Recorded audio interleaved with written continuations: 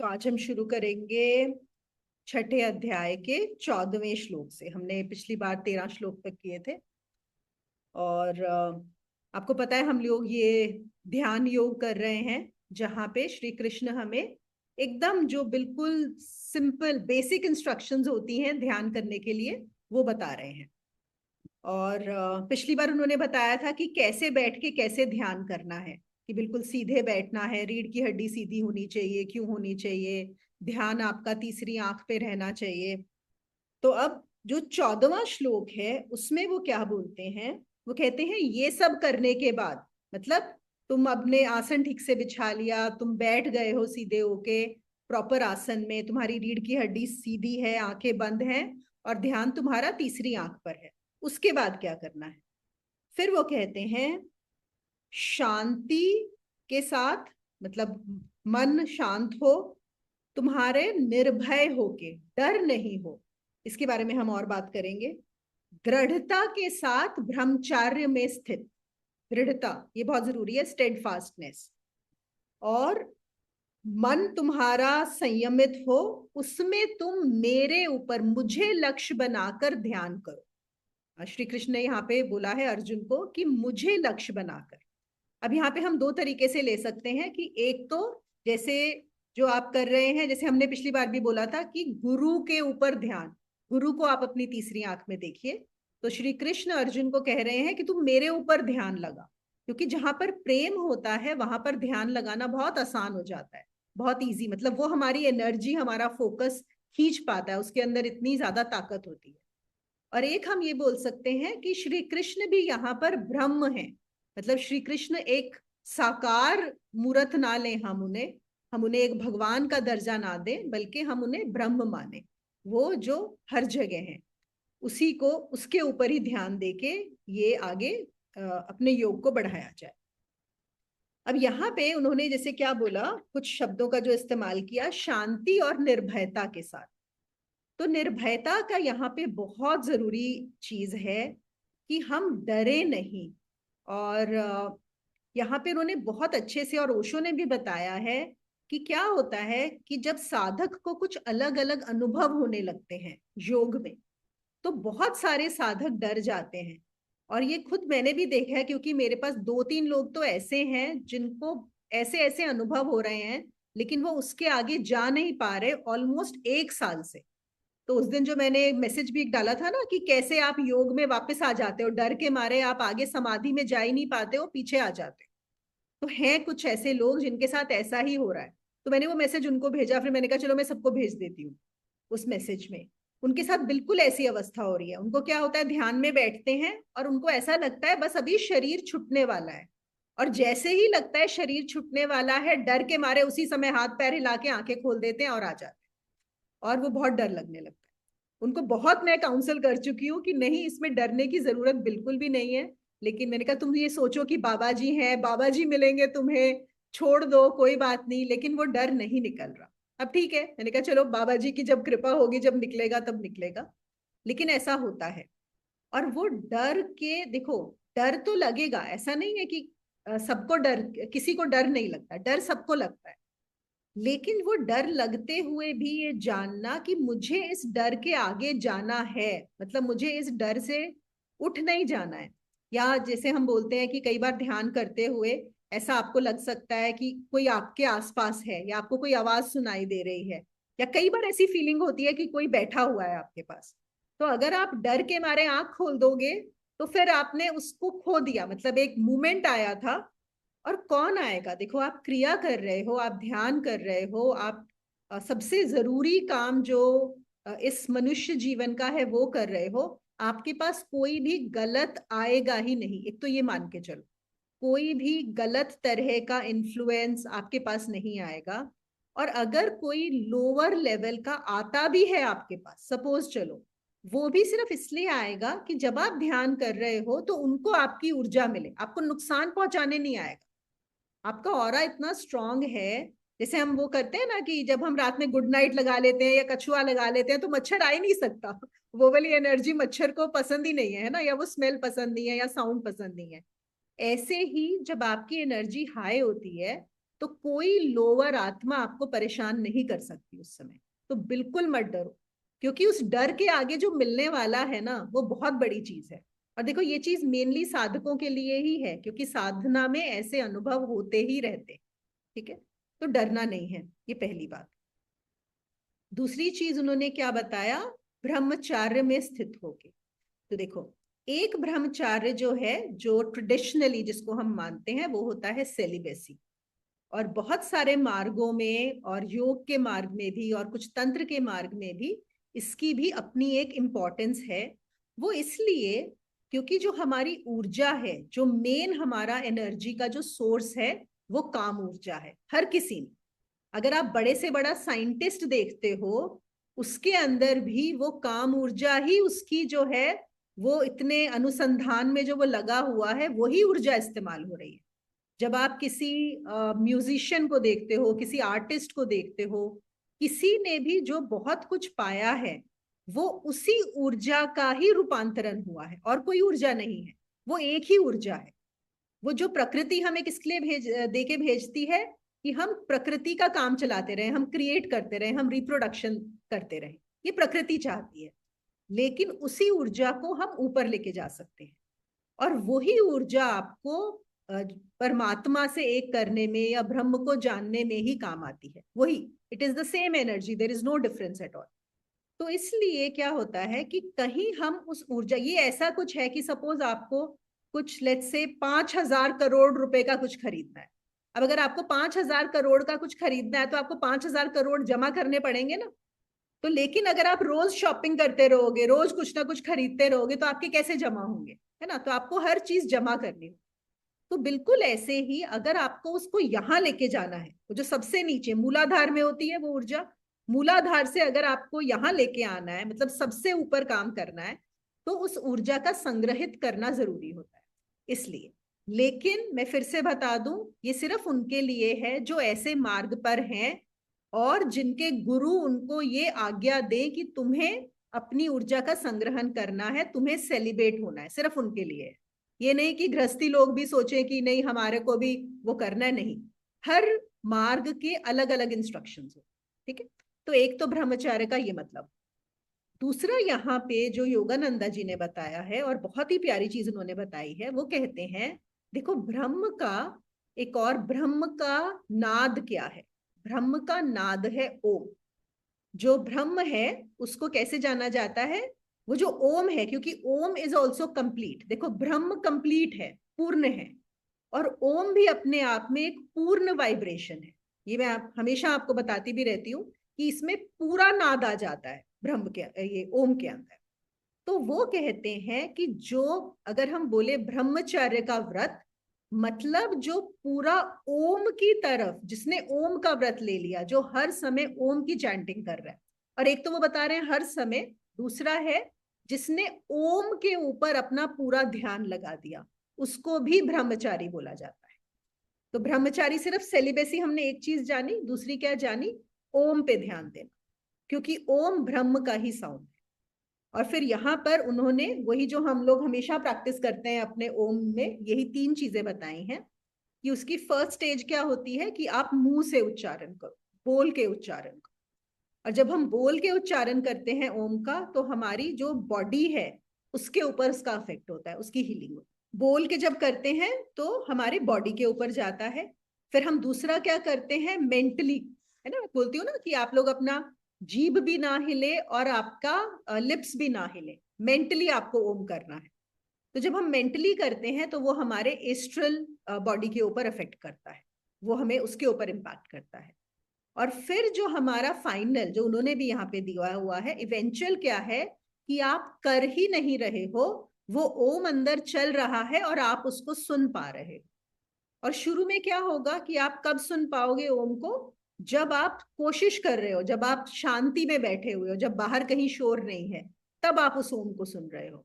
और फिर क्या होगा, इवन नाउ ये सेशन चल रहा है, आप पूरी की पूरी भीड़ में हो, कुछ भी चल रहा है, और आप अंदर ओम को भी सुन सकते हो।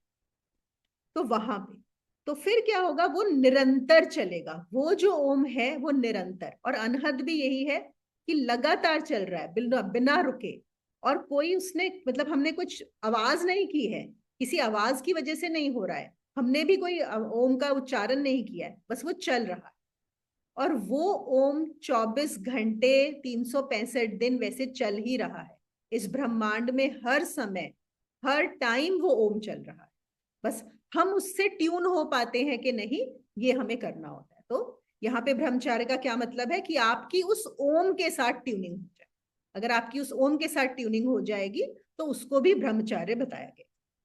15वें श्लोक में वो कहते हैं कि जो योगी जिसका अपने ऊपर नियंत्रण है, अपने ऊपर नियंत्रण मतलब वही वापस हमारा जो जिसका मन नियंत्रण में है, जिसका मन के ऊपर, ये नहीं है कि पूरा नियंत्रण, लेकिन हाँ उसने, अगर हम फिर से वापस जाएं कि एक बार संतोष कर लिया कि जो भी है वो सही है, तो फिर क्या होगा, मन अगर आपने संतोष कर लिया तो मन आपका हजार डायरेक्शंस में भागेगा नहीं, नहीं तो हमारा मन बहुत ज्यादा विचलित रहता है।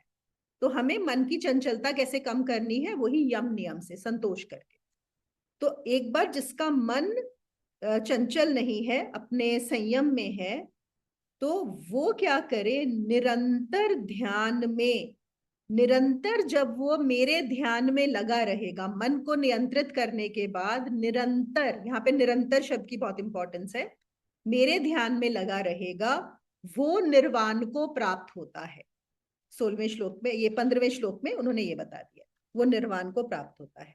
जैसे मैंने क्या बोला, सबसे जरूरी चीज यहाँ पे क्या है, निरंतर।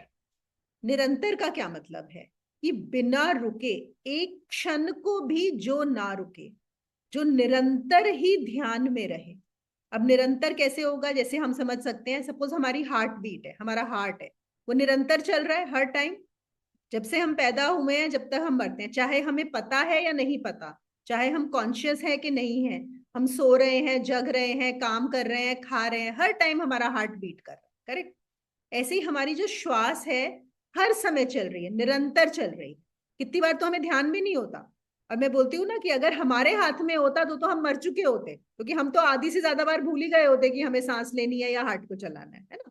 तो बिना हमारे जाने भी कि वो जो ऑटोमेटिक नर्वस सिस्टम जो होता है उसमें हमारा ये प्रोसेस हो रहा है। तो वो कहते हैं कि जब योगी का ध्यान भी निरंतर हो जाएगा बिना रुके। अब यहाँ पे नए लोगों को ऐसा लग सकता है कि अरे ये कैसे होगा, ये तो बहुत बड़ी बात है, हमें तो दिन में भी कभी कभी ध्यान नहीं आता और निरंतर की क्या बात कर रहे हो, ये तो बहुत आगे की बात। नहीं, ऐसा कोई डरने घबराने की बिल्कुल भी जरूरत नहीं है। तो यहाँ पे वो क्या बताते हैं, अगर तुमने एक क्षण को भी, इवन फॉर वन मोमेंट, उस चीज को, उसका दर्शन कर लिया, मतलब जैसे सपोज अगर हमें पता है ना हमारा हार्ट कैसे बीट करता है, अगर हम इसी समय चाहें कि मैं अपनी हार्ट बीट सुनना चाहती हूँ तो सुन सकते हैं ना, इसी समय अपना हमारा ध्यान जा सकता है, मतलब हमें टाइम नहीं लगेगा, may be less than a second. ऐसे ही अगर मैं आपको बोलूं कि आपको अपना सांसों पे ध्यान लेके जाना है, तो आप 1 सेकंड में ले जाओगे सांस, आपको कुछ वो थोड़ा प्रोसेस थोड़ी जानना पड़ेगा। क्यों कर पाओगे, क्योंकि आपको पता है कि आपका हार्ट कहाँ है, वो कैसे बीट कर रहा है ना। आपको पता है कि आपकी सांस कैसे चल रही है, कहाँ चल रही है, आपको ध्यान कहाँ लेके जाना है, करेक्ट, आपको ऑलरेडी पता है। इसलिए 1 सेकंड में, लेस देन अ सेकंड आप वहां पहुंच जाओ। बिल्कुल ऐसे ही एक बार वो कहते हैं कि एक क्षण के लिए भी जब योगी को उसका, वो उसका एक अनुभव हो गया, इवन फॉर 1 सेकेंड, तुम वहां पे जा पाए, उसको तुमने देख लिया, फिर तुम कभी भी उसकी तरफ जा सकते हो। आप लोग को ध्यान है, मैं एक बार फिर से कराती हूँ, मैंने एक बार ना ये आई थिंक अष्टावक्र गीता में कराया था, और यहाँ पे काफी सारे लोग उस समय नहीं थे, तो मैं एक चीज कराती हूँ, बताती हूँ यहाँ पे। अब देखो, अब हम ये करते हैं एज्यूम कि ये देखो इलस्ट्रेशन है, ये रियलिटी कभी भी नहीं हो सकता, मैं सिर्फ समझाने के लिए बता रही हूँ ये चीज। ये लेटस से, ये मैंने सीधी लाइन नहीं ड्रॉ की है, लेकिन लेट से ये एक सीधी लाइन है, ठीक है, और ये है भ्रम, ये भ्रम है। अब क्या हुआ है, इस लाइन के ऊपर जो हमारा चित्त है, वो क्या है, हमारे चित्त में कुछ ना कुछ चल रहा है।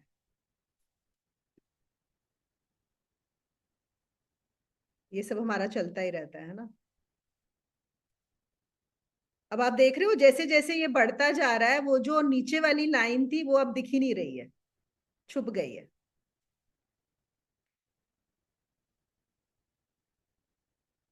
अब आप समझ जाओ इसको, और मतलब ये तो मैंने थोड़ा बहुत ऐसे ही करा है, बट जनरली कि ये हमारा उसके ऊपर चित्त ने इतना सारा पर्दा डाल दिया है, इससे भी कहीं ज्यादा। लेकिन वो जो स्ट्रेट एक लाइन है वो इन सब के पीछे है, क्योंकि उसके बिना ये ऊपर वाली लाइंस हो ही नहीं सकती। ठीक है, ये रूल है, ये लॉ है क्रिएशन का। हमने बोला ना कि सृष्टि बिना ब्रह्म के हो ही नहीं सकती, ब्रह्म बिना सृष्टि के हो सकता है, लेकिन सृष्टि बिना ब्रह्म के नहीं हो सकती। तो चित्त जो है हमारा पूरा भरा पड़ा है पूरा। अब क्या होगा, अभी ये हमें पता नहीं है। तो अब जब हम कई बार जब चित्त शुद्धि की बात करते हैं ना, तो चित्त शुद्धि का क्या मतलब होता है कि लेट अस से, मैं फिर से ड्रॉ करती हूँ कि ये लाइन है और थोड़ी सी, अब मैं थोड़ी सी कम कर देती हूँ। ठीक है, अब यहाँ पे हम फिर भी देख सकते हैं कि वो लाइन कौन सी है। तो क्या होगा जब हम बोलते हैं कि कुछ लोग माया में बहुत ज्यादा फंसे हुए हैं, बहुत ज्यादा उनका चित्त इतना ज्यादा अशुद्धि है कि उनको तो हम वो लाइन ढूंढवा ही नहीं सकते वो वाली कहाँ पे। तो सबसे पहले क्या करना होता है, अपने चित्त को शुद्ध करना पड़ता है। तो जब चित्त शुद्ध होता है तो हम ऐसा एज्यूम कर सकते हैं कि ये जो है ऊपर का कचरा ये थोड़ा कम हो जाता है। जब थोड़ा कम हो जाता है, ऑल्दो अभी भी नजर नहीं आ रहा, फिर क्या होता है कि एक दिन जो गुरु है आपको दिखाता है, अरे देखो ये वाली लाइन, ये जो है ना ये है, ये उसका आपको पकड़वा देता है। और आपने अगर उसका एक बार एक्सपीरियंस कर लिया, एक बार भी, एक सेकंड के लिए भी आप अगर उसको पकड़ पाए, उसके बाद क्या होगा कि आप इन सब उसके अंदर आप वापस जाके उसको पकड़ पाओगे, आप उस मोमेंट में जा पाओगे, आप उस चीज को, ये सब होते हुए भी। और शुरू शुरू में क्या होता है साधक का कि जब थोड़ा सा भी ये ज्यादा हो जाएगा तो उसको फिर से वो निकल जाएगी, वो उसको फिर लगेगा अरे मैं तो भूल गया, कहाँ गया, वो कहाँ गई जो मुझे पकड़वाई थी, है ना। तो कई बार गुरु को कई बार पकड़वानी पड़ती है, 3-4 बार पकड़वानी पड़ती है। तो फिर वो चीज जो है, फिर वो आपको समझ में आने लग जाती है कि अच्छा ये यहाँ पर है वहीं पे, आप ही के पास है, गुरु बाहर से नहीं देता, आप ही के अंदर है वो चीज। लेकिन आपको पता नहीं है कि उस चीज को लेना कैसे। तो यहां पर वो यही बात कर रहे हैं। तो वो क्या बोल रहे हैं कि एक क्षण के लिए भी अगर तुमने उसको पकड़ लिया, फिर तुम्हें उसमें वापस जाना आ जाएगा, उसके बाद तुम उसमें वापस जा पाओगे। फिर हम क्या बोलते हैं, वही जो हम बात करते हैं ना कि हम जो चेतना के प्रयोग करते हैं, या हम बोलते हैं कि हमेशा अब चेतना में रहो, साक्षी में रहो। वो क्या है, उसका मतलब वही है कि बार बार उसको जाते रहो, बार बार वहां जाते रहो। ये तो रहेगा ही, चित्त हमेशा रहेगा, लेकिन तुमको उसको पकड़ना आ जाए। तो यहाँ पर भी श्री कृष्ण अर्जुन को वही जो है उसी बात का बता रहे हैं कि एक बार अगर तो निरंतर ध्यान। अब क्या होता है, हम इसको भी हम दो तरह से ले सकते हैं। अगर हम योगी की एक भाषा में ले, तो मतलब आइडियल उसमें, तो निरंतर ध्यान कैसे होता है कि जैसे जब आप समाधि में जाते हो, योग में किस चीज का यूज किया जाता है, समाधि शब्द का। समाधि का क्या मतलब होता है कि चित्त की एक ऐसी दिशा जहां पर ये जो चित्त का ऊपर नजर आ रहा था ना, ये कुछ भी नहीं होता, सिर्फ वो एक लाइन होती, सिर्फ वो एक लाइन। आप उसमें अगर रह पाते हो, और जहां पे जब परमहंस योगानंदा बात करते हैं इसकी, वो उसी की बात करते हैं कि आपका निरंतर शायद चेतना बनी रहे। और हम भी ज्ञान मार्ग में भी जो बोलते हैं इवेंचुअल, जो हम जो बहुत महान योगियों की बात करते हैं या जिन्होंने बहुत रियलाइज, मतलब जो भी बड़े संत हैं, कि वो 24 घंटे ही उनकी वो चेतना रहती है, ऐसा नहीं है, कभी भी नहीं जाती, कभी भी नहीं जाती वो चेतना। जिसको हम बोलते हैं निरंतर में कि चलो हमारे लिए हमारा सीन क्या है कि हम जब चाहें उसमें जा सकते हैं, लेकिन फिर भी बीच में भूल जाते हैं, सोते हैं तो भूल जाते हैं, कभी कुछ हो जाता है तो भूल जाते हैं। मतलब भूलना, ऐसा भूलना नहीं होता कि परेशान है या दुखी है, लेकिन ऐसा नहीं होता कि हमेशा उसी ध्यान में। ये एक डिफरेंस आ जाता है। और योगानंदा जी क्या बोलते हैं कि आप बार बार उसमें अगर जाते रहोगे तो फिर वो आपका निरंतर बना ही रहेगा। और एक और चीज क्या होती है इसमें, जो सब, मतलब हमें अभी भी उसकी क्यों साधना करनी पड़ती है, बार बार चेतना में जाने की, साक्षी में रहने की, कि हो सकता है चित्त पर किसी चीज का इतना ज्यादा प्रभाव पड़े कि उस समय तुम बिल्कुल भूल जाओ, उस पर्टिकुलर मोमेंट में। जैसे आज मृत्यु के समय हम बोलते हैं कि सबसे जरूरी क्या है कि हम चेतना में रहें। इसलिए साधकों को ये बार बार साधना कराते हैं कि आप ज्यादा से ज्यादा चेतना में रहो। वो इसीलिए कि मृत्यु के समय भी डिफॉल्ट आप चेतना में चले जाओ, क्योंकि आपने इतनी प्रैक्टिस की, लेकिन ऐसा हो सकता है कि आप लास्ट मोमेंट पे कुछ ऐसा हो जाए, क्या पता आपका कोई एक्सीडेंट हुआ है, बीमारियां हुआ है, आपको कोई एनेस्थीसिया ही दे दिया गया है, कुछ भी है, मतलब आप बेहोशी में चले गए, तो हो सकता है उस समय आप चेतना में ना रहो, है ना। तो जितना ज्यादा आप स्ट्रांग करोगे उतनी आपकी चेतना बनी रहेगी। और योगियों में आपने ये भी कथाएं सुनी होगी कि जैसे बहुत सारे योगी हैं जिनके सर्जरीज हुई, तो वो सर्जरी के टाइम में भी उन्होंने एनेस्थीसिया लेने से मना कर दिया। जो बड़ी बड़ी सर्जरीज हुई हैं, हार्ट ऑपरेशन या कुछ भी उनका हुआ है, तो उन्होंने बोला कि नहीं, हमें एनेस्थीसिया की जरूरत ही नहीं है। तो वो हम समझ सकते हैं कि वो अपने ध्यान को वहां से हटा लेते हैं, तो उनके पास वो सिद्धि होती है, उसमें भी वो नहीं जाना चाहते, तो उनकी बनी रहती है। और इवन ये जो ड्रग्स लिए जाते हैं, जैसे हमें पता है ना कि बहुत सारे योगी लोग ड्रग्स लेते हैं, उसका भी एक रीजन ये होता है, वो टेस्ट करना चाहते हैं कि क्या मैं ड्रग्स लेके तो भी मेरी चेतना बनी रहेगी या मैं मूर्छित हो जाऊं। तो ये मैं आपको बता रही हूँ कि जो हमारे बहुत ऊंचे हम बोलेंगे योगी संत हैं, वो इस तरह की चीजें भी कर पाते हैं। यहाँ पे ना योगानंदा जी ने एक स्टोरी बताई हुई है। एक जगह है भू कैलाश, आप लोगों ने शायद सुना हो। ये ऑटोबायोग्राफी ऑफ अ योगी में भी इन्होंने स्टोरी का बताया है।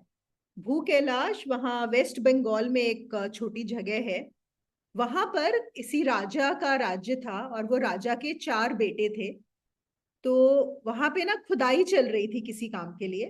तो जब उन्होंने खुदाई की, तो खुदाई करने के बाद वहां से 4 वहां पे संत जो है, योगी लोग जो ध्यान में बैठे हुए थे, उनके शरीर मिले, बैठे हुए थे नीचे काफी डीप खुदाई करते हुए। तो उनकी लिटरली बॉडीज को बाहर निकाला गया। और जब उनके ऊपर टेस्टिंग वगैरह कीजिए, उनको बहुत कोशिश किया गया उठाने के लिए, करने के लिए, लेकिन वो नहीं उठे।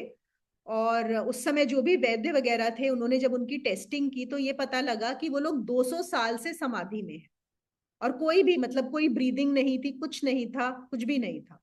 अब देखो, मैं जो बात कर रही हूँ ना कि जो योगी लोग बात करते हैं सर्विकल्प समाधि की, वो यही होती है कि पूरा टाइम आप उसमें हो, मतलब आप चित्त के ऊपर कुछ भी चल ही नहीं रहा। तो ऐसे भी हैं योग में क्रियाएं, या आप इतनी स्ट्रॉन्ग समाधि में जा सकते हो। लेकिन मेन यहाँ पे उन्होंने ये बताया है कि दैट इज द सर्विकल्प समाधि, वो जो निरंतर ध्यान की बात हो रही है ना। तो एक जो योगी में निरंतर ध्यान क्या है, कि आप पूरा समय उसी स्थिति में, जहां पर चित्त का ऊपर ड्रामा चल ही नहीं रहा है, वही स्थिति चल रही। और फिर हम जो आते हैं, हम ये क्या बात करते हैं कि आप संसार में वापस आ गए, संसार में भी कार्य करते हुए। क्योंकि चलो ठीक है, ये लोग भी सर्विकल्प समाधि में रह सकते हैं, तो बहुत कम लोग ऐसे योगी मिलेंगे, ठीक है। अब ये भी थे, लेकिन इनको भी वापस तो आना पड़ा, शरीर रखा हुआ है, मतलब इटर्नली आप उसमें नहीं रह सकते। वो जो समाधि की स्थिति है, सर्विकल्प समाधि में हमेशा नहीं रहा जा सकता। तो फिर क्या है कि आप अपने संसार के कार्य भी करते रहो, और साथ में जब चाहो आप उसको अपने में जा सको, उस चीज को पकड़ सको वापस जाके। तो इसको बोला जाता है निर्विकल्प समाधि। ऑल्दो निर्विकल्प समाधि को प्रॉपरली अगर हम समझेंगे तो वो ये रहेगा कि हर समय आपका चित्त भी चल रहा है, काम भी चल रहा है, और आपको अपने होने का ज्ञान भी है। दोनों चीजें बिल्कुल साथ, और कोई विरोधाभास यहाँ पर नहीं है, कोई कॉन्फ्लिक्ट नहीं है। जैसे कुछ नए नए लोग जब शुरू करते हैं तो बोलते हैं, अरे जब हम अपने ध्यान में होते हैं तो हम काम नहीं कर सकते, और काम कर रहे होते हैं तो अपना ध्यान नहीं होता, है ना। लेकिन ऐसा हो जाता है कि दोनों चीजें हो सकती है आराम से, साथ साथ चलती, कोई प्रॉब्लम नहीं। हाँ, यहाँ पे एक और पॉइंट आया था, जो उन्होंने बोला था ना, जिसका मन अपने मन संयमित हो, मन अंडर कंट्रोल। तो यहाँ पे एक और वही वापस उन्होंने हमारे यम नियम से ही एक शब्द का इस्तेमाल किया है, उसको वो बोलते हैं अपरिग्रह चित्त। जिसका चित्त अपरिग्रह हो वो ही शांत हो सकता है। और ये बहुत काम की बात यहाँ पे उन्होंने बताई है कि याद है हम लोगों ने अपरिग्रह की बात की थी, कि जो सामान इकट्ठा नहीं कर रहा, जो, और इकट्ठे की क्या बात है, इकट्ठा एक अलग है, जो उनमें आसक्त नहीं है, अपरिग्रह। तो एक तो हुआ कि हम लोग सामान बहुत इकट्ठा करते हैं और उससे अटैच्ड होते हैं। एक होता है हम लोगों से अटैच्ड होते हैं, हमारी फैमिली से अटैच्ड होते हैं। तो अगर जहां पर भी अटैचमेंट होगी आपकी, वहां वो कहते हैं कि आपका मन एकदम खाली, अपरिग्रह में नहीं रह सकता चित्त। इस समाधि की अवस्था के लिए, इस निरंतर ध्यान के लिए, ये एक कंडीशन पूरी होना बहुत जरूरी है। संयमित मन जो किससे होगा? अपरिग्रह चित्त से होगा। अब एक जो ओशो ने यहाँ पे बताया है, वो कहते हैं इसको एक्सप्लेन करते हुए कि इसका मतलब तुम ये भी मत समझ लेना कि तुम आज सोचो मैं अपने सारे सामान को निकाल दूं, मैं अपना लैपटॉप भी यहाँ पे फेंक दूं, फोन भी हटा दूं, मैं अपने सब कपड़े भी हटा दूं तो मैं अपरिग्रह हो जाऊंगा। नहीं, इसका मतलब बिल्कुल ऐसा मत समझ लेना। अपरिग्रह का मतलब होता है कि जो भी वस्तुओं की मुझे जरूरत है, जो भी है, मैं उनका उपयोग करूं, सिर्फ उपयोग, बस उनका। और उपयोग के बाद उनसे आसक्त ना हो जाओ। वस्तुएं किस लिए है? हमारे उपयोग के लिए है। लेकिन आप लोगों ने कभी ध्यान दिया है, बहुत सारी चीजें ऐसा नहीं लगता कि वो हमारे लिए है, ऐसा लगता है हम उनके लिए है कि नहीं? हम, कोई सपोज हमने एक बड़ा अच्छा घर ही बना लिया, अब आपका सारा समय उस घर को ही मेंटेन करने में जा रहा है। आपने उस घर में इस तरह की चीजें लगा ली हैं बड़ी महंगी, या कुछ ऐसी हाई मेंटेनेंस चीजें, कि आपका सारा समय तो उसी में चला जाता है उसको मेंटेन करने में। या आपने अपने घर में इतने कीमती सामान रखे हुए हैं कि आपको हमेशा यही डर होता है कि अरे चोरी ना हो जाए, है ना? तो जैसे कुछ होते हैं बड़े महंगे महंगे साड़ियां ले ली, कोई साड़ी ले ली, अब आप पहन के गए हो तो आपको ध्यान पूरा साड़ी पे ही है कि अरे साड़ी खराब ना हो जाए। तो यहाँ पे अभी तुम्हारा जो चित्त है वो चीजों पे ही लगा हुआ है। ऐसे ही ना, मैं एक किसी बंदे का एक एग्जाम्पल सुन रही थी, वो ये बता रहा था, कहता है कि उसने ना एक सेकेंड हैंड गाड़ी खरीदी। तो बड़ी अच्छी गाड़ी मिल रही थी, यूएस का बंदा था। तो उसमें एक थोड़ा सा पेंट खराब हुआ हुआ था, थोड़ा अंदर भी कुछ वैसा था। तो उसने बोला कि सब लोग बोलते थे अरे कैसी तेरी गाड़ी है, तो उसको भी खराब लग रहा था कि यार कैसी गाड़ी है। तो उसने बोला मैं इसको ना वापस से अच्छे से पेंट वेंट करा लेता हूँ। जब उसके पास पैसे वैसे इकट्ठे हुए, उसने जाके अपनी गाड़ी पे बड़ा बढ़िया सा पेंट कराया, एकदम वापस पूरी एकदम चकाचक हो गई। तो लेकिन जैसे ही वो वहां से जो वर्कशॉप थी गाड़ी लेके निकला, उसने बोला अरे मैंने अभी तक, मैं इस गाड़ी को ना कहीं पे भी पार्क करता था, ये कहीं पे भी मिट्टी कीचड़ में ले जाता था, मुझे बिल्कुल सोचना ही नहीं पड़ता था इसके बारे में। लेकिन वो जैसे ही निकला, उसको सबसे पहले डर हुआ हाय कोई स्क्रैच ना लग जाए इसके ऊपर, है ना? ये कहीं पे, यहाँ पे तो मिट्टी, वो रास्ते से जाऊंगा तो मिट्टी बहुत है, ये तो गंदी हो जाएगी। तो मुझे रियलाइज हुआ ये मैंने क्या किया ये मुझे नहीं करना चाहिए था। ये है कि नहीं? हम देखो, जब चीजें आपके लिए होती हैं आप उनका उपयोग कर सकते हो। आप लोगों ने एक चीज दी है, देखा है आपका सबसे ज्यादा कपड़ा कौन सा यूज होता है? जो एकदम सबसे पुराना फटा सा वैसा होगा, जिसके ऊपर आप कभी ध्यान भी नहीं देते होगे बिल्कुल भी। लेकिन उपयोग में सबसे ज्यादा वही कपड़े आते हैं। और कुछ कपड़े होते हैं जो हम शायद 10 साल में एक बार पहनते हैं, वो उपयोग में इतने नहीं आते, है ना? लेकिन हमारी आसक्ति होती है कि अरे ये मेरी शादी की साड़ी है, ये वो वाला चीज है, वो वाला है। तो वो क्या बता रहे हैं कि अपरिग्रह का चित्त का क्या मतलब है? चीजों का उपयोग करो, तुम उन चीजों के लिए मत बन जाओ कि तुम्हारा ध्यान उन चीजों में ही पड़ा हुआ है, वस्तुओं में ही पड़ा हुआ है। एक और एग्जाम्पल देके उन्होंने बताया कि जैसे अगर हम किसी होटल में जाते हैं, बहुत अच्छे अच्छे होटल में जाते हैं, रुकते भी हैं, वहां पे बड़ा अच्छा बेड होता है, बड़ा अच्छा फर्नीचर होता है, बड़ा अच्छा सामान होता है, क्रॉकरी होती है, हम हर चीज का इस्तेमाल करते हैं। लेकिन हम वहां पे अटैच हो जाते हैं क्या उस सामान से? जिस दिन हमें होता है कि अच्छा आज हमें निकलना है, आज चेकआउट करना है, तो हम चेकआउट कर जाते हैं। हमें ये नहीं होता हाय ये मेरा छूट गया, बिल्कुल नहीं होता, है ना? लेकिन जब हमारे घर में होते हैं तो हम अटैच हो जाते हैं चीजों से।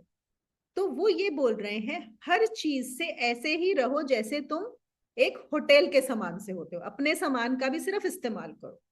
तो जितना ज्यादा हमारा चित्त, हमारा मन अपरिग्रह में रहेगा, उतना हमारे लिए इस चीज को करना बहुत इजी हो जाएगा। और इसको ही समझाते हुए एक और वो बात कहते हैं कि किसी भी वस्तु के साथ मैं और मेरा लगाना बंद कर दो।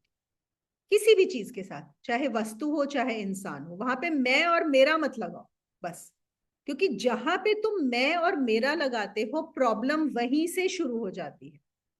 और वस्तु, तुमको लगता है कि वस्तु तुम्हारी गुलाम है, एक्चुअली तुम वस्तु के गुलाम होना शुरू हो जाते हो। मेरा लगाते ही तुम वस्तु के गुलाम हो जाते हो। क्यों? क्योंकि अब तुम्हें उसका ख्याल रखना है, अभी तुम बंध गए, है कि नहीं?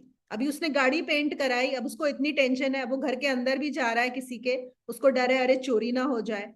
तो चित्त कहाँ पे हुआ? ये फायदा हुआ कि नुकसान हो गया? हाँ, 10 लोग बोलेंगे अरे तेरी गाड़ी बड़ी बढ़िया है, क्या वो ज्यादा इंपॉर्टेंट है, या जो मेरे चित्त की हालत हुई है कि हाय मेरी गाड़ी चोरी ना हो जाए, इस पे स्क्रैच ना हो जाए, वो ज्यादा इंपॉर्टेंट है?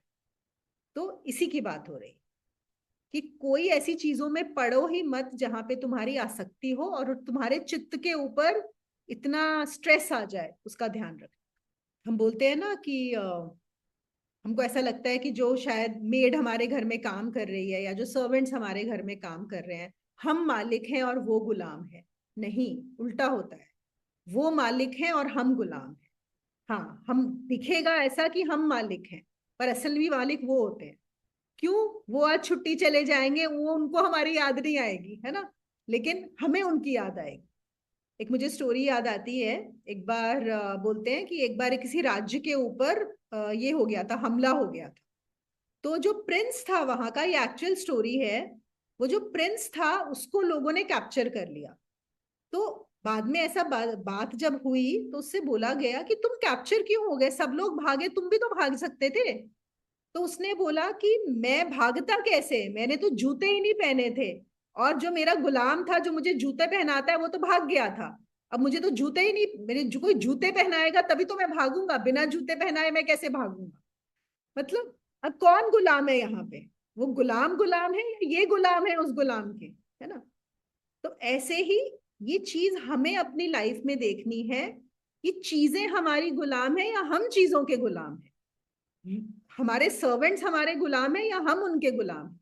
इस बात को समझना बहुत जरूरी है। अभी हम लोग 16th और 17th श्लोक एक साथ ले लेते हैं। यहाँ पर वो कहते हैं कि जो बहुत ज्यादा खाता है या जो बहुत कम खाता है, जो बहुत ज्यादा सोता है या जो बहुत कम सोता है, इन सब में से कोई भी योग में आगे प्रगति नहीं कर सकता। और 17वें श्लोक में कहते हैं जो संयम से खाता है, विश्राम करता है, काम करता है, सोता है और जागता है, उसी के लिए योग काम करेगा और उसके दुखों का निवारण होगा। तो कहाँ पे बात आ गई हमारी? संतुलन पे। या अगर हम बोले जो बुद्ध ने बोला है the mid way. Mid way का क्या मतलब होता है? कोई भी एक्सट्रीम नहीं, एक्सट्रीमिटी में नहीं जाना है आप। जब हमारी यहाँ पे बात होती है संतुलन की, तो सबसे पहले क्या है? शरीर का संतुलन। कि कुछ लोग तो बहुत ज्यादा खाते हैं, कुछ लोग बहुत कम खाते हैं। उनको लगता है कि अगर हम कम खाएंगे तो और ज्यादा वो सही रहेगा। और आप सबको पता है कि जो बुद्ध की कहानी थी, उसमें भी उन्होंने एक बार अपने शरीर को सुखा लिया था, बिल्कुल खाया नहीं था। और फिर बाद में उन्होंने यही रियलाइज किया कि उनके शरीर में तो जान ही नहीं रही। तो फिर ऐसा नहीं रहा, तो जब उनको बोध हुआ तो तभी उन्होंने इस बारे में बात की थी कि खाना भी जरूरी है।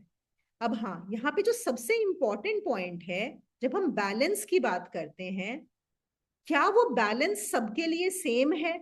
क्या कितना खाना है, कितना सोना है, कितना काम करना है, वो सबके लिए सेम है? The answer is no. ये बैलेंस सबको खुद से अपना नियमित करना होगा। आपको खुद अपने शरीर को, अपने मन को देखना होगा कि आपको कितना खाना सूट करता है। और इस यही एक रीजन है कि हम लोग इतने कंफ्यूज होते हैं। अगर आप देखोगे, आप यूट्यूब ही आजकल तो वीडियोस उठाओ, एक आपको बताएगा कि आपको ना सिर्फ, आजकल इंटरमिटेंट फास्टिंग का बहुत ज्यादा क्रेज चढ़ा हुआ है कि आपको 8 घंटे में ही 2 मील्स खाने हैं, 16 घंटा आपको उपवास करना है। फिर आप किसी और वीडियो में देखोगे तो वो बोलेंगे आपको हर 2 घंटे में थोड़ा थोड़ा खाते रहना चाहिए, है ना। फिर एक वीडियो आपको बताएगा कि आपको बहुत सारा पानी पीना है, दूसरा बताएगा नहीं नहीं आपको पानी तो बहुत कम पीना चाहिए। आपको ये विरोधाभासी बहुत सारी हर चीज को लेके कोई बोलेगा चाय पीनी अच्छी होती है, कोई बोलेगा चाय तो जहर होती है, कोई आपको बोलेगा सुबह उठ के आप सौंफ का पानी पियो, तो कोई बोलेगा जीरे का पानी पियो। आपको लगता है कि नहीं, लोग कितने कंफ्यूज रहते हैं कि हम करें तो क्या करें और ना करें। उसका रीजन क्या है कि हर किसी के लिए जो रूल्स हैं वो अलग हैं। हमें यहाँ पे ये समझना है, हम सबका शरीर मन अलग तरीके से काम करता है। तो हमें देखना है हमारे शरीर के लिए कौन सा खाना हमें सूट करता है। वो हम कैसे करेंगे? यही एक्सपेरिमेंट्स करके, अपने ऊपर देख के। यहाँ पे ना एक इजराइल में एक साइंटिस्ट हुआ है, उसने बहुत अच्छे एक्सपेरिमेंट्स किए हैं। और उसने ये बताया कि अगर बचपन से, और उसने मतलब थाउजेंड्स ऑफ बच्चों के ऊपर एक्सपेरिमेंट्स करके उसने ये पाया कि अगर छोटे बच्चे को बचपन से आ, इस तरह से ढाला जाए कि वो चूज करे, मैं आपको पूरा डिटेल में बताती हूँ, तो उसको अपने आप पता होता है कि क्या खाना है और क्या नहीं खाना। तो उसने एक्सपेरिमेंट्स में क्या किया, जैसे सपोज कोई बच्चा है, उसको कोई बीमारी है, और उसके लिए लेटस से एक्स चीज खानी सही नहीं है, ठीक है। तो उसने क्या किया, उस बच्चे के आगे, एकदम छोटे बच्चे के आगे, एक्स भी रखा और वाई भी रखा, और ये देखा कि वो कौन सी चीज खाएगा। आप बिलीव करोगे, उस बच्चे ने वाई को चुना, उस बच्चे ने एक्स को नहीं चुना, इतने छोटे बच्चे ने। और ये एक नहीं, हजारों बच्चों पे उसने एक्सपेरिमेंट्स किए। तो उसने क्या पता लगाया कि बच्चों को नेचुरली ये पता होता है कि हमारे लिए क्या सही है और क्या सही नहीं है, कितना खाना है और कितना नहीं खाना। जितने भी घर में लोगों के पेट्स होंगे, क्या आप लोगों ने नोटिस किया है कि आपके डॉग्स को पता होता है कि कितना खाना है क्या नहीं खाना।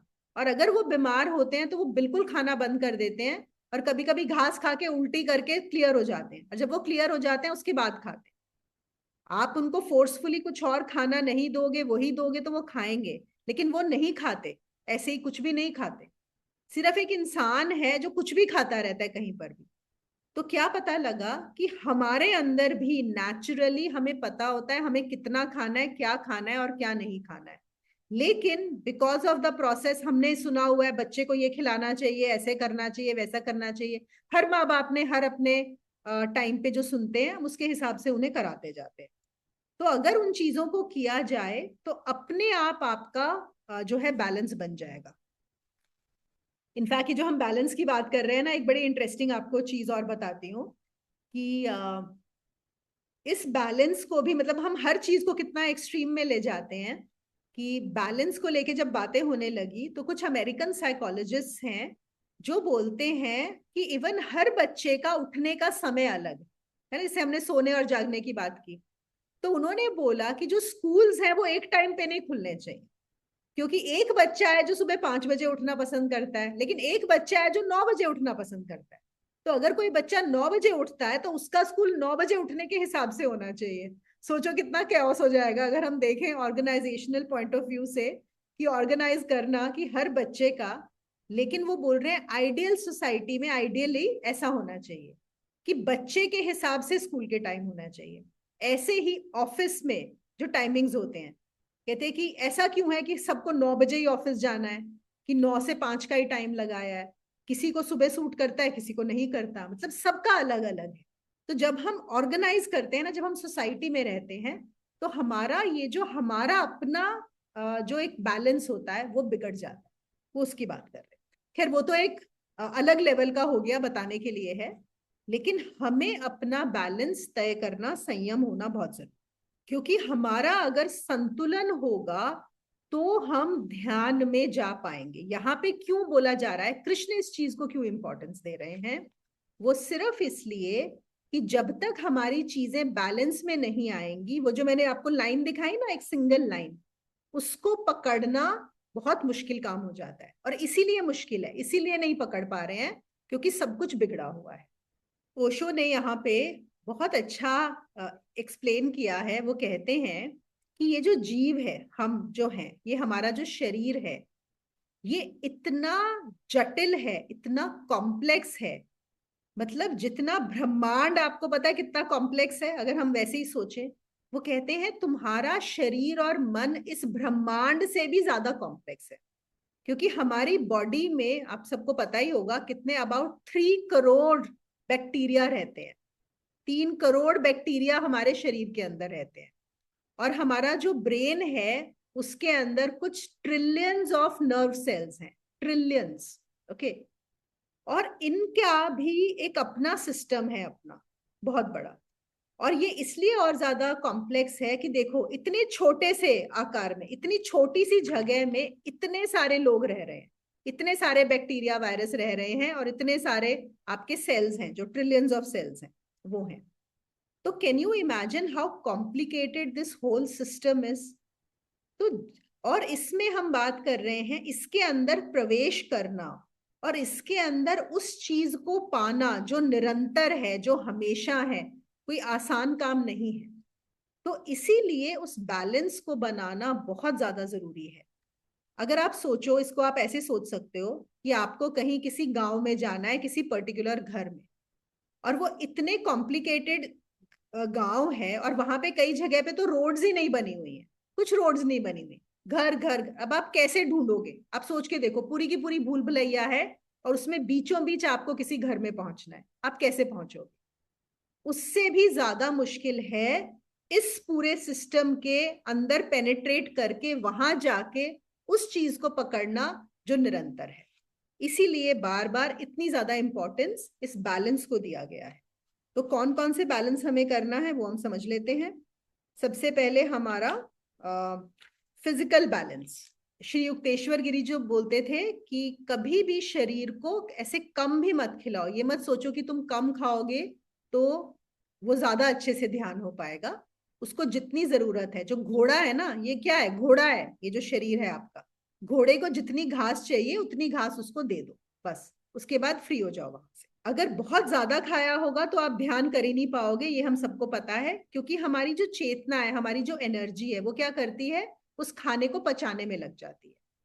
देखा है, खाना खाने के बाद हम लोगों को नींद आने लगती है। उसका एक रीजन ये भी है कि हमारी जो एनर्जी है, जो भी ब्रेन में थी, हमारे पूरे बॉडी की एनर्जी क्या करती है? पेट की तरफ जाने लग जाती है। और अगर हम जबरदस्ती वहां से हटा के वापस, अगर हम सोना नहीं चाहते हैं या हम अपना वापस दिमाग में लाते हैं, तो फिर हमारा डाइजेशन सिस्टम खराब हो जाता है अगर हम वहां पे फोर्सफुली करते हैं। तो इसलिए जो ये है, हमारा नर्वस सिस्टम डल होता है उससे, ज्यादा खाने से भी। और दूसरी चीज है सोने से। कम सोओगे तो फिर आपकी ध्यान नहीं लगेगा, ज्यादा सोओगे तो आपके अंदर डलनेस फील हो जाएगी। तो अगेन फाइंडिंग आउट आपके लिए कितना सोना सही है। एक यहाँ पे उन्होंने बताया है कि the yogi should be free from the accumulation of excessive mucus. ये बड़ा इंपॉर्टेंट पॉइंट है। इस बार मैं अगली जो रिट्रीट होने वाली है सिरसा में, वहां पे मैंने इनको ऑलरेडी बोला हुआ है कि हम योग की कुछ और क्रियाएं भी करेंगे, जैसे जल नेति। आप सबने सुना होगा। जो भी आप लोग जल नेति करते हैं और नहीं करते, जो योग साधना में है, वो जरूर जल नेति करें। क्योंकि जल नेति से क्या होता है, जब हम वो नाक गर्म पानी जो है, वार्म वाटर, नाक नमक वाला डालते हैं उसमें, तो हमारे यहाँ पे एक म्यूकस जो होता है, देखो म्यूकस बड़ा जरूरी है क्योंकि वो फिल्टर करता है हमारी नोज में आज की, ताकि कोई भी गंदगी हमारी बॉडी के अंदर ना जा पाए। लेकिन वो म्यूकस धीरे धीरे थोड़ा थोड़ा कलेक्ट होता रहता है, इसीलिए हम लोग रोज सुबह नाक भी साफ करते हैं ना। लेकिन जब हमें ध्यान करना होता है, अगर हम जल नेति का इस्तेमाल करेंगे, जल नेति करेंगे, तो जो भी कोई एक्स्ट्रा म्यूकस होगा आपका, वो हट जाएगा। और वो म्यूकस जो हट जाता है, उसके बाद प्राणायाम करने में बहुत सुविधा होती है। आप एक बार पूरा जल नेति करने के बाद आप क्रिया की सांस करके देखो, आपको इमीडिएटली डिफरेंस पता पड़ेगा कि वो क्या है। तो उन्होंने यहाँ पे उस चीज को भी क्लियरली बताया है कि वो करो। और फिर इन्होंने यहाँ पे देखो क्या बोलते हैं कि ज्यादातर लोग, हम बोलते हैं कि ब्रह्म मुहूर्त में उठ के ध्यान करना चाहिए, है ना। ये बड़ा कॉमन, एक पॉपुलर हुआ है। वो फिर से यहाँ पे बता रहे हैं कि आपको देखना होगा कि आपके लिए कौन सा समय सही रहता है ध्यान करने के लिए। हर किसी को ब्रह्म मुहूर्त सूट नहीं करता, और जरूरी नहीं है कि आप सुबह अगर उठने वाले नहीं हो कि आप ब्रह्म मुहूर्त में बैठकर ही ध्यान करो। इन्होंने तो ये भी बताया है कि बहुत सारे जो योगी हैं वो रात में ध्यान करना प्रेफर करते हैं, कि 9:30 बजे के बाद और सुबह तक ध्यान किया और सुबह सो जाते हैं।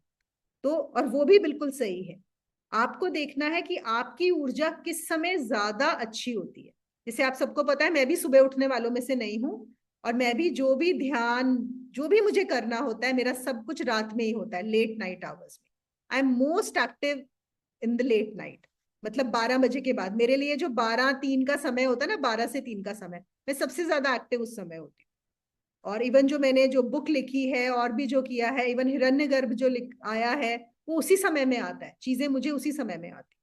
तो आपको देखना है आपके लिए कौन सा समय सबसे अच्छा है, उसी समय को आप लोग यूटिलाइज करें, अपना ध्यान दें।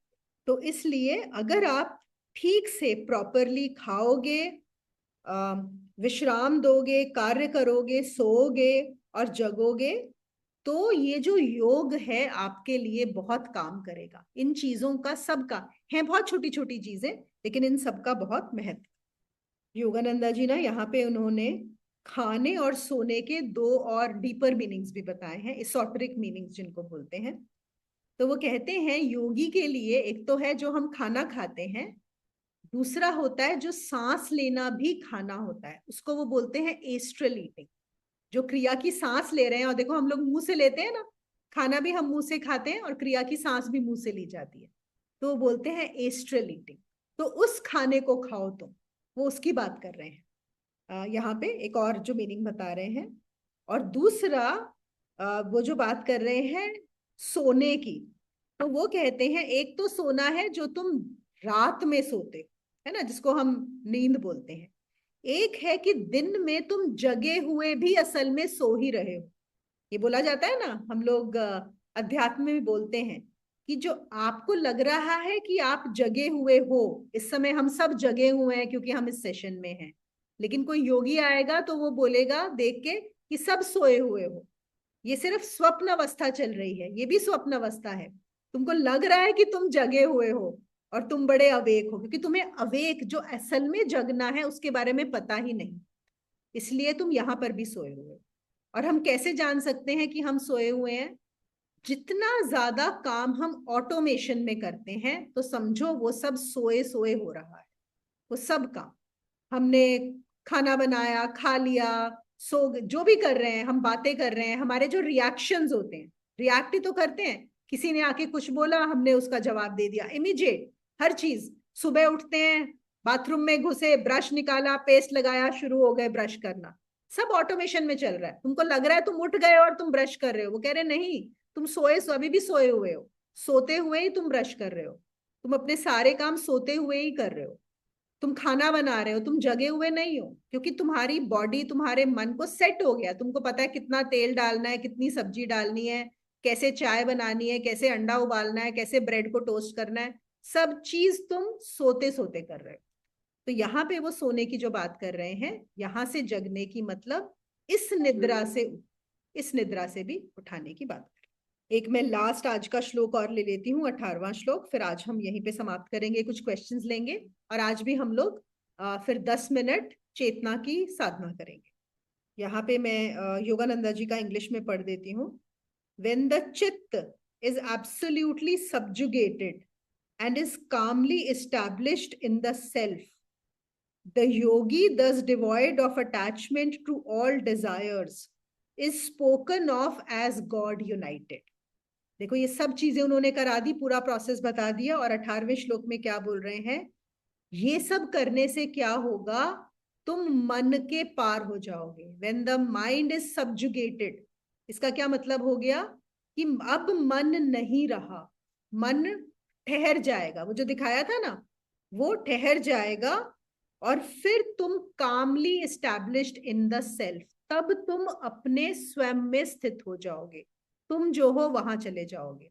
और मैंने जो दिखाया था, समझो आप वो उस लाइन को आप पकड़ लोगे, और तभी हम उसको बोलते हैं कि योग सक्सेसफुल हुआ, या हम उसको बोलते हैं कि आपका जो योग है वो संपूर्ण हुआ।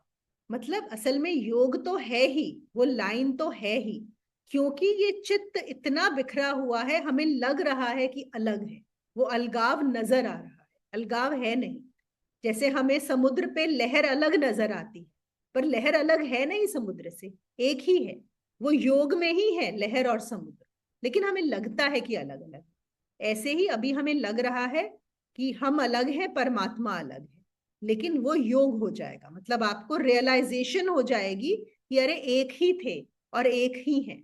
और वो एक ऐसा स्थिति वो बोलते हैं आ जाती है कि उसके बाद जो भी इच्छाएं वासनाएं बाहर तुम्हें जो संसार में नजर आएगा, ऐसा नहीं है कि तुम्हें संसार दिखना बंद हो जाएगा, सब कुछ नजर आएगा, संसार भी दिखेगा, लेकिन अब वो तुम्हें अपनी तरफ खींचना बंद कर देगा। अब वो तुम्हें इन्फ्लुएंस करना बंद कर देगा, अब वो तुम्हें इम्पैक्ट करना बंद कर देगा। अब तुम उससे बिना अटैच हुए उस संसार में रह पाओगे। जैसे हम बोलते हैं ना, कमल का फूल कीचड़ में रहते हुए भी उससे अछूता रहता है, बिल्कुल वैसे। या हम बोलते हैं कि जब मक्खन निकल जाता है तो पानी पे फ्लोट करता है, फिर वो पानी में मिक्स नहीं होता। पहले क्या होता है, जब मलाई होती है तो दूध और मलाई मिक्स हुए हुए हैं, लेकिन एक बार मक्खन बन गया तो वो अलग हो जाता है, फिर आप कितना भी उसको मिक्स करो वो वापस मिक्स नहीं। तो वो यही बोल रहे हैं कि तुम तुम्हारा मक्खन निकल जाएगा, या तुम कमल के फूल हो जाओगे, या तुम बिल्कुल इससे संसार में रहते हुए भी संसार से अछूते हो जाओगे। तो आज का हम यहाँ पर ही समाप्त करते हैं।